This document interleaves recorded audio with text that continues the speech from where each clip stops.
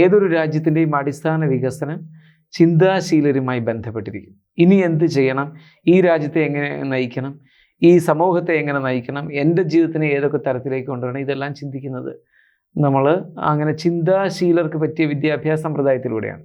ഇവിടെ ബുദ്ധിപരമായ നീക്കങ്ങൾക്കാണ് ഇത്രയും കാലവും പ്രാധാന്യം കൊടുക്കുന്നത്. അപ്പോൾ ബുദ്ധിമാനും ചിന്തകനും തമ്മിലുള്ള വ്യത്യാസം വളരെയേറെ കുട്ടിക്കാലത്തെ കുട്ടിയുടെ ഗ്രഹനില കണ്ട് മനസ്സിലാക്കണം.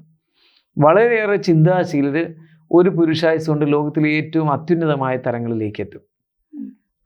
വളരെയേറെ ബുദ്ധിമാന്മാർ സ്കൂൾ ക്ലാസ്സുകളിലും കോളേജിലും ഒക്കെ അങ്ങേയറ്റം മാർക്ക് വാങ്ങിച്ച് ജയിച്ച് വലിയ നിലയിലേക്ക് എത്തുക എന്ന് പറഞ്ഞാൽ ഏതെങ്കിലും ഒരു ജോലിയിലോ ഒരു കമ്പനിയിലോ ഒരു പ്രസ്ഥാനത്തിലോ ഒക്കെ ചെന്നങ്ങ് ഒതുങ്ങുന്നതാണ് പതിവ്. അവർക്ക് വീണ്ടും അതിനപ്പുറത്തേക്കൊരു പോക്കില്ല.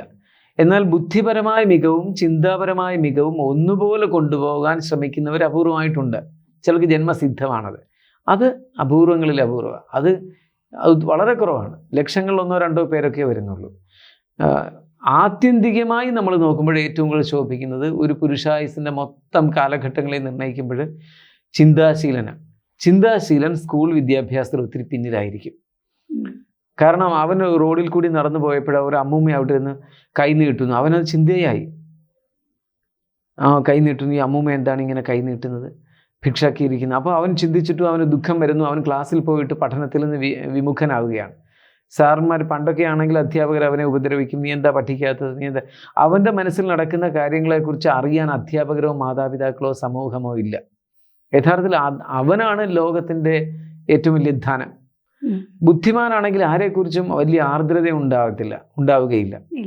അവന് പഠിക്കുക, കാര്യങ്ങൾ നേടുക, കൂടെയുള്ള കുട്ടികൾക്ക് തന്നെ പറഞ്ഞു കൊടുക്കാതിരിക്കുക, എല്ലാത്തിലും അവർ വസ്തുനിഷ്ഠമായ നീക്കമായിരിക്കും.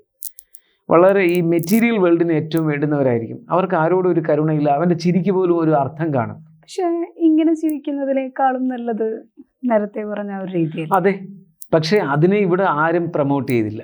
ഒരിക്കലും അതിനെ ഉയർത്തിക്കൊണ്ടുവരാൻ ശ്രമിച്ചിട്ടില്ല. ക്ലാസ്സിൽ സാറ് നോക്കുന്നതും അധ്യാപകരെല്ലാം നോക്കുന്നതും ഈ കുട്ടി എത്രമാത്രം പഠിക്കുന്നു എന്നുള്ളതാണ്. എല്ലാ കാര്യങ്ങളും കാണാതെ പഠിച്ചു വയ്ക്കുക, അങ്ങനെ ഈ സ്വഭാവ രൂപീകരണം എന്ന് പറഞ്ഞ് ഒരുപാട് ക്രോപ്പ് ചെയ്യുന്നത് ഒരു ശരിയായ കാര്യമല്ല. അപ്പോഴങ്ങനെ ഈ ക്രോപ്പ് ചെയ്തെടുക്കുന്നത് കൊണ്ട് മറ്റൊന്ന് ജന്മസിദ്ധമായിട്ട് ബുദ്ധിപരമായി ഒത്തിരി ഏറ്റവും വലിയ ബുദ്ധിമാന്മാരുടെ റാങ്കുകാരൊക്കെ വലിയ കൊലയാളികളായിട്ടൊക്കെ മാറിയ സംഭവങ്ങളുണ്ട്. ഒരാളിൻ്റെ ഹൃദയ ദുഃഖം അവർക്ക് പിടികിട്ടുകയില്ല.